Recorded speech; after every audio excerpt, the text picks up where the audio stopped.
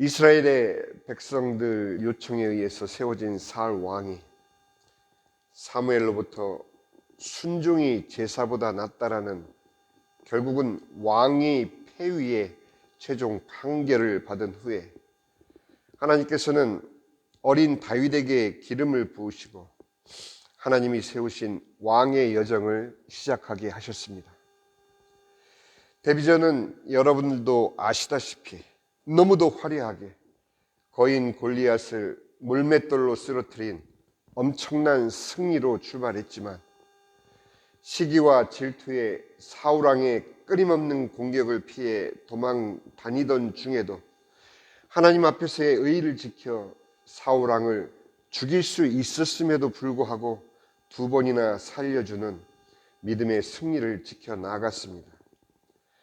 원수였던 블레셋의 망명을 하면서까지 사울왕을 직접 대적하는 길만은 피해 다녔던 다윗은 드디어 사울왕의 죽음으로 오랜 도망자의 생활은 끝났지만 그러나 왕의 기환을 서두르지 않고 하나님의 인도하심을 따라 유다 왕을 거쳐서 드디어 이스라엘 왕으로 왕위에 오르게 되었습니다. 그는 제일 먼저 법궤를 블레셋으로부터 모셔왔고 사무엘하 7장에서는 드디어 여호와께 성전을 지어 드리려는 간절한 다윗의 소원을 하나님께서는 솔로몬에게 미루시면서도 다윗의 언약을 허락하시는 다윗 신앙의 최고 장면을 우리는 지난주에 보았습니다. 그러나 오늘 성경은 지금까지 보여주었던 성경을 읽는 독자들로선 인정할 수밖에 없는 다윗의 완벽한 믿음의 모습이 아니라 왜 하나님께서 예수 그리스도의 통로로 다윗을 선택하셨는지를 이제 설명하시기 시작하십니다. 오늘 우리는 신구약을 관통하는 예수 그리스도의 복음, 그 진리의 길로 성경이 인도하는 그 길을 함께 가고자 합니다. 주는 그리스도시요 살아계신 하나님의 아들이십니다라고 고백한 베드로가 예수님으로부터 그 고백 위에 교회를 세울 언약을 받고 드디어 예수님께서는 복음을 말씀하십니다. 마태복음 16장 21절에 보면 이로부터 예수 그리스도께서 자기가 예루살렘에 올라가 장로들과 대제사장들과 서기관들에게 많은 고난을 받고 죽임을 당하고 제3일 만에 살아나야 할 것을 제자들에게 비로소 나타내시니 예수님께서 베드로의 고백을 받으신 후에 비로소 이 복음을 그들에게 말씀해 주셨습니다. 그러자 베드로는 결코 예수님이 죽어서는 안 된다고 만류하였고 급기야 예수님은 베드로를 향해서 23절에 예수께서 돌이키시며 베드로에게 이르시되 사탄아 내 뒤로 물러가라. 너는 나를 넘어지게 하는 자로다. 내가 하나님의 일을 생각하지 않고 도리어 사람의 일을 생각하는도다 라고 꾸짖으셨습니다. 그러자 이제는 죽는 자리까지 함께 하겠노라 다짐하며 그는 닭이 2번 울기 전에 주님을 3번 부인하고 저주하는 배반의 자리까지 추락하고 맙니다.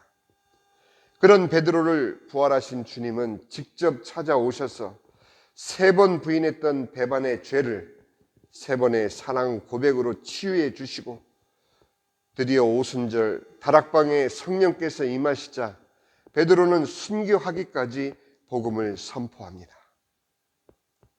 다시 사무엘하로 돌아오면 사무엘하 9장까지 이어진 다윗의 믿음은 실로 아름다웠습니다. 요나단과의 언약을 지킨 다윗의 아름다운 믿음의 여정은 그러나 여기까지였습니다. 10장에서 암몬 자손으로부터 남자로선 도저히 참을 수 없는 모욕과 도발을 당한 다윗은 바로 요압과 군대를 파송합니다. 사무엘하 10장 7절에 다윗이 듣고 요압과 용사의 온 무리를 보내매 이 전쟁 중 그 어디에도 다윗이 여호와께 물었다는 말을 성경에서 찾아볼 수가 없었습니다. 결국은 남자 자존심의 극치에 의한 전쟁이었고, 이것은 11장 다윗의 엄청난 죄악의 서막이 되었습니다. 그리고 11장 1절을 우리는 읽게 됩니다. 그 해가 돌아와 왕들이 출전할 때에 되며 다윗이 요압과 그에 있는 그의 부하들과 온 이스라엘 군대를 보내니 그들이 암몬 자손을 멸하고 랍바를 에워쌌고 다윗은 예루살렘에 그대로 있더라. 10장 서막의 죄악의 서막인 남자 자존심의 극치는 11장 1절에 구체적인 세 가지 전조로 이어집니다. 첫째는 왕들이 출전할 때, 그 전쟁은 단순한 전쟁이 아니었던 것이죠. 왕들과의 싸움이었던 것이죠. 두 번째는 요압과 그의 부하와 군대를 보내고, 세 번째 다윗은 예루살렘에 그대로 있더라. 그리고 남자의 회복된 자존심. 왜? 그는 그 자존심 싸움에서 전쟁에서 승리를 했기 때문에. 그러나 그 회복된 자존심은 결국 11장에서 남자의 본능으로 이어집니다. 남자의 회복된 자존심이 결국 남자의 본능으로 이어지는 사무엘하 11장은 마치 완전 범죄를 완성해가는 하나의 범죄 소설과 같은 전개를 통해 9장까지의 다윗과는 너무도 낯선, 너무도 다른 흉악한 살인 교사범의 모습을 보게 됩니다. 성경은 다윗의 범죄의 구성과 전개를 담담히 우리에게 보여주고 11장 마지막을 하나님의 판결로 이렇게 끝내고 있습니다. 27절에 다윗이 행한 그 일이 여호와 보시기에 악하였더라. 다시 신약으로 돌아가서 베드로의 위대한 신앙 고백과 또 구약의 다윗의 지금까지의 9장까지의 믿음의 최고봉까지 한껏 올려졌던 베드로와 다윗의 믿음의 열정과 의의는 결국 베드로는 고난 받으신 후 십자가에 죽으시고 사흘 만에 다시 살아나시리라는 예수님의 복음을 가로막는 사단이 되었고, 십자가에 달리신 예수님을 3번이나 부인하며 저주하는 배반자의 처참한 몰골로 변했고, 이제껏 고난 가운데서도 지켜왔던 다윗의 믿음의 의의는 겨우 상처난 남자의 자존심에 흥분해서 혈기의 전쟁을 벌였고, 그 승리를 통해 회복된 자존심은 이제 본능을 불태우고, 2번이나 사울을 향한 칼을 거두며 지켜왔던 다윗의 믿음의 의의는 겨우 한순간의 본능의 만족 뒤에 그것을 감추려는 왕으로서의 적나라한 살인 교사로 여지없이 무너져버리는 것을 우리는 볼 수 있었습니다. 성경은 오늘 본문을 통해서 우리에게 묻고 있습니다. 다윗이 이제껏 보여줬던 그 믿음은 무엇이었을까? 그도 인간이기에 있을 수 있는 그저 한 번의 일탈일까? 그런데 사람이 죽었지 않은가? 라고 우리들에게 의문을 던져주고 있습니다.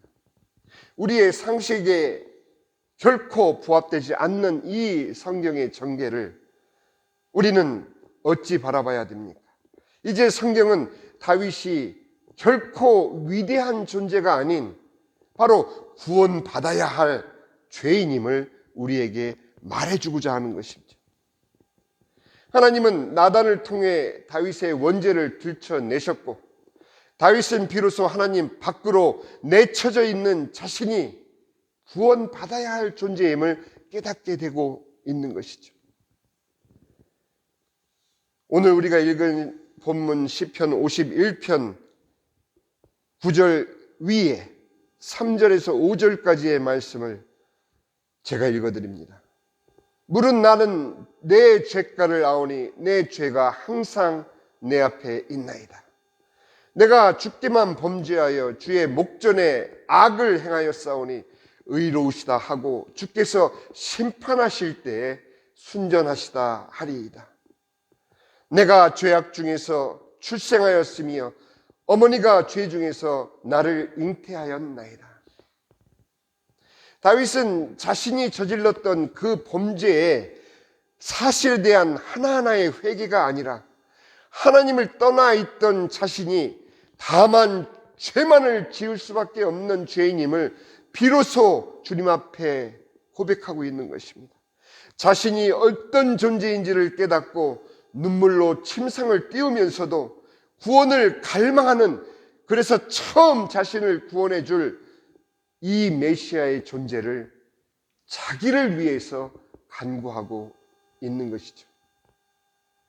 시편 40편을 다윗은 기가 막힐 웅덩이와 수렁에서 나를 끌어올리시고 내 발을 구원의 반석 위에 두게 하옵소서 간구하면서 시작하며 17절에 그는 나는 가난하고 궁핍하오나 주께서는 나를 생각하시오니 주는 나의 도움이시요 나를 건지시는 이시라. 나의 하나님이여 지체하지 마소서 라며 구원과 구원자의 갈망을 비로소 외치고 있는 것입니다. 이보다 더 처참할 수 없는 죄인의 모습, 자신의 실체를 그는 처음 대면하면서 상한 심령을 원하시는 하나님의 긍휼로 인하여 내가 여기 왔나이다 라며 그 자신을 주님 앞에 내려놓습니다. 시편 51편 16절 17절 우리가 읽은 이 말씀, 그리고 시편 40편의 7절 말씀이 바로 이러한 다윗의 마음을 우리에게 전달하고 있는 것이죠. 주께서는 제사를 기뻐하지 아니하시나니 그렇지 아니하면 내가 드렸을 것이라. 다윗은 몰랐어요. 그가 왕이 되기까지 하나님 앞에 보여드렸던 그 믿음의 의와 사울왕을 죽일 수 있음에도 하나님의 말씀에 순종하여 기름 부은 하나님의 종을 해할 수 없다라는 그 스스로의 믿음의 의를 지켜왔던 다윗은 이제 하나님께서 구하시는 제사가 바로 상한 심령이라는 것을 그는 고백하고 있는 것이죠. 하나님이여 상하고 통회하는 마음을 이제 제가 주님 앞에 고백하오니 나의 상하고 통회하는 이 마음을 멸시하지 말아 주시옵소서. 그때 내가 말하기를 내가 왔나이다. 나를 가르쳐 기록한 것이 두루마리 책에 있지 않습니까? 다윗은 하나님의 약속 가운데 두루마리에 기록되어 있는 그 약속 가운데에서 자신이 하나님 앞에 나아갈 때 하나님이 약속하신 그 구원의 약속을 붙잡고 상한 심령을 가지고 왔나이다 하며 주님 앞에 내어놓는 것을 우리는 발견할 수 있는 것이죠.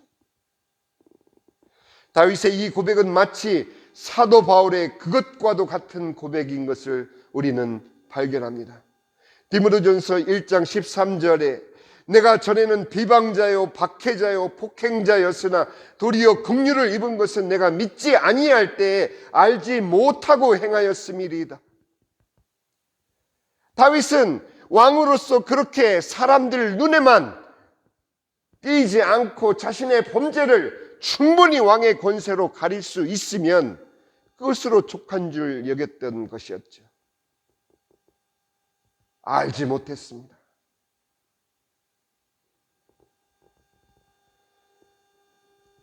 mit보다 모든 사람이 받을 만한 이 말이야. 그리스도 예수께서 죄인을 구원하시려고 세상에 임하셨다 하였도다. 죄인 중에 내가 괴순이라. 죄인을 구원하시는 하나님의 은혜가 그리스도 예수 안에 있는 믿음과 사랑과 함께 넘치도록 풍성하시다면 구원받을 죄인 중에 내가 가장 먼저 구원받아야 할 괴수입니다 라고 고백한 사도 바울의 그 고백이 이미 1000년 전에 다윗의 고백에서 터져 나온 것을 우리는 발견할 수 있는 것입니다. 다윗이 다만 혈통을 통한 메시아의 통로가 아니었고, 그가 메시아를 간절히 갈망하는 바로 복음의 통로였다라는 것을 우리는 오늘 확인하고 있는 것입니다. 그의 생애를 통해서 성경은 많은 메시아의 심정과 많은 그리스도의 형상을 우리에게 알려주었지만, 오늘 이 시작되는 11장에 다윗의 상하고 통회하는 나단 선지자의 그 찔림에 그가 하나님 앞에 꺼내놓는 주여 나는 죄인으로서이다 나를 구원하여 주시옵소서. 이것은 우리에게 그리스도의 형상과 그리스도의 예표를 전해주기 위한 그의 세계가 아닌 것입니다. 그의 절규인 것이죠. 나를 구원해달라는 다윗의 절규를 우리는 듣고 있는 것입니다. 아브라함이 이삭을 바칠 때처럼 제물로 드려진 이삭이 아무런 자신의 뜻도 없이 주님과 함께 살았던 것처럼, 야곱이 약곡강에서 이스라엘이 된 것처럼, 베드로가 부활의 주님을 3번 사랑 고백으로 자신을 드림처럼, 바울의 다메섹 도상에서 주를 만남처럼, 그리고 오늘 침상을 눈물로 띄운 다윗의 회개처럼, 그들 모든 삶의 순간에 바로 예수 그리스도의 구원의 아픔이, 예수 그리스도의 구원이 그들의 아픔으로 관통하는 순간이었음을 성경은 우리에게 공통적으로 보여주고 있는 것입니다. 여러분은 어떤 죄를 고백하며 그리스도를 만나셨습니까? 여러분들의 삶 속에서 진정한 예수 그리스도의 십자가가 관통했던 그 아픔과 고통은 언제였습니까? 아니, 진정 그런 순간이 있었습니까? 다윗은 만일 밧세바의 그 범죄가 없었던들 그는 그렇게 그 십자가가 관통하는 아픔을 그는 결코 겪지 못했을 수도 있었을 것입니다.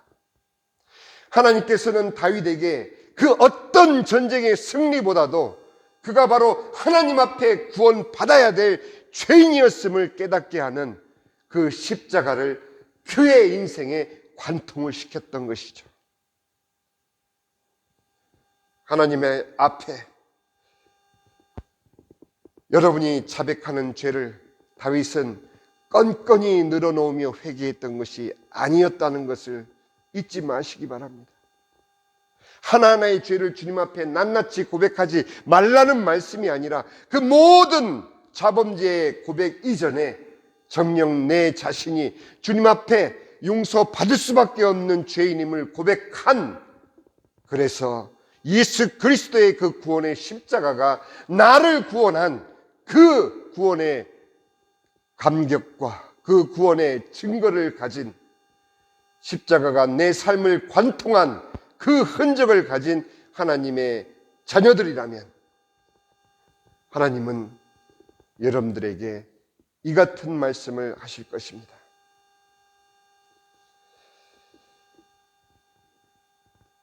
다윗이 고백했던 그리하면 내가 범죄자에게 주의 도를 가르치리니 죄인들이 죽게 돌아오리이다.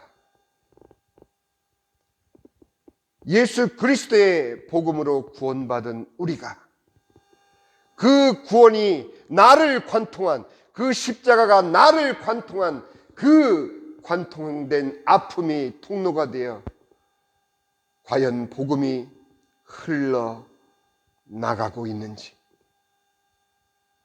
아니면 그 구원의 감격으로 내 안에 담겨져 있는 주님의 은혜만을 감격할 뿐 이제 나는 죽어도 천국 가겠노라 구원받은 그 기쁨을 내 안에만 간직하고 계신 것인지, 우리는 이 새벽 기도회를 통해서 많은 기도를 주님께 드리지만 그 모든 것의 결과는 주여 나를 통하여 주님의 복음이 증거되게 하옵소서. 우리 교회를 통해서 이 복음이 이 지역에 전파되게 하옵소서. 그렇게 전파된 주님의 복음이 이 워싱턴을 살리게 하옵소서. 그렇게 우리는 기도를 시작하였습니다. 물론 압니다. 이후 다윗의 삶이 고난의 연속이라는 것을, 그러나 적어도 그는 십자가가 관통한 삶을 소유한 복음의 통로가 될 수 있었던 것입니다. 오늘 우리가 이제 기도할 때 세 가지를 놓고 기도하기를 원합니다. 첫 번째는 주여 정녕 나의 삶을 십자가가 관통하여 나를 구원한 주님의 그 구원이 오늘날 나로 하여금 하나님의 자녀로 살게 하고 있다라면, 그것이 정녕 우리의 신앙 고백이라면 이제는 주님의 이름으로 내 삶이 복음을 흘러내는, 복음이 흘러나가는, 복음을 전할 수밖에 없는 복음의 통로가 되게 해달라고 첫 번째 기도해 주시고, 두 번째는 구체적인 이 복음의 통로를 통해서 복음을 전달받아야 될 다음 세대를 위해서, 내 자녀를 포함한 다음 세대를 위해서, 여러분들 정녕 내가 그 결과를 보지 못하고 주품에 안길지라도 내가 남긴 그 복음이, 나를 통해서 흘러나간 그 복음이 여전히 후대에 이어서 흘러나가게 해달라고 이 시간 우리 자신을 주님 앞에 완전히 내려놓고 다윗과 같은 상한 심령을 주님께 드리고 다시 헌신된 이 아침이 되시기를 주님의 이름으로 간절히